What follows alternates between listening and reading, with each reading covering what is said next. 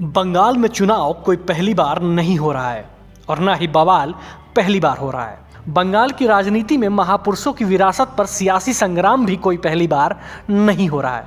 ईश्वरचंद विद्यासागर और रविंद्र ठाकुर के नाम पर बंगाल की राजनीति इससे पहले भी गर्म हो चुकी है।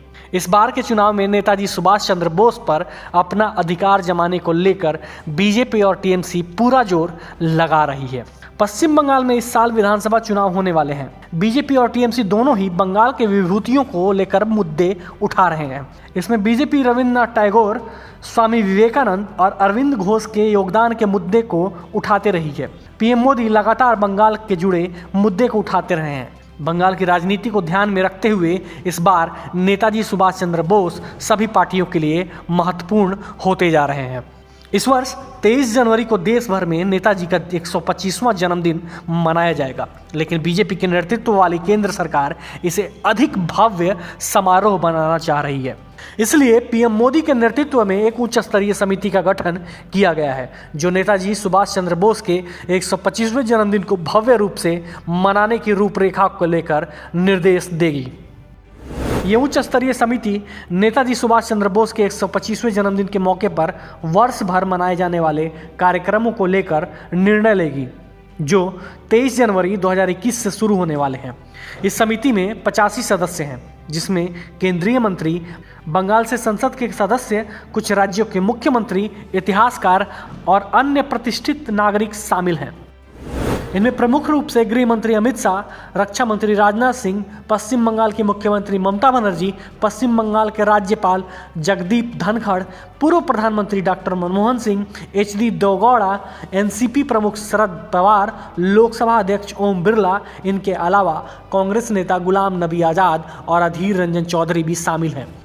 इसके अलावा गौर करने वाली बात यह भी है कि शुभेंदु अधिकारी और सांसद सुनील मंडल, जिन्होंने हाल ही में तृणमूल कांग्रेस छोड़कर भारतीय जनता पार्टी की तरफ रुख किया था, उन्हें भी इस समिति में जगह मिली है। केंद्र ने इस समिति में नेताजी के परिवार के सदस्यों को भी नियुक्त किया है। इनमें उनकी बेटी अनीता बोस, भतीजे अधेंदु बोस, पोते चंद्र कुमार बोस और पोती रेणुका मालेकर शामिल हैं। पीएम मोदी इस दिन नेताजी सुभाष चंद्र बोस की 125वीं जयंती समारोह का उद्घाटन कोलकाता से कर सकते हैं।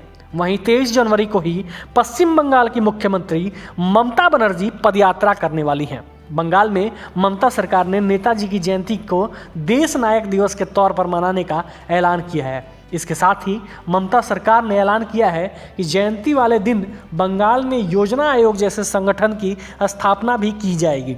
इसके ऐलान करते हुए ममता बनर्जी ने कहा कि केंद्र सरकार ने नेताजी की योजना आयोग को भंग कर दिया। हम नेताजी के विजन को दुनिया के बीच ले जाने के लिए बंगाल योजना आयोग का गठन करेंगे। बता दें कि ममता बनर्जी के इस ऐलान को बीजेपी की ओर से बंगाल के महापुरुषों को आदर दिए जाने की राजनीति के जवाब के तौर पर देखा जा रहा है। वैसे यह पहला मौका नहीं है जब नेताजी सुभाष चंद्र बोस को लेकर ममता ने बीजेपी पर हमला किया। नेताजी की जयंती पर राष्ट्रीय अवकाश घोषित किए जाने को लेकर वे लगातार केंद्र सरकार पर दबाव बनाती रही हैं। उन्होंने इसके लिए प्रधानमंत्री नरेंद्र मोदी को चिट्ठी भी लिखी है। ममता बनर्जी इस मुद्दे का अपनी सभी रैलियों में भी इस्तेमाल करती हैं। बहरहाल, बंगाल की राजनीति में महापुरुषों की विरासत पर सियासी संग्राम कोई पहली बार नहीं हो रहा है। इस बार के चुनाव में नेताजी सुभाष चंद्र बोस पर अपना अधिकार जमाने को लेकर बीजेपी और टीएमसी पूरा जोर लगा रही है। Bureau report, parliamentary business.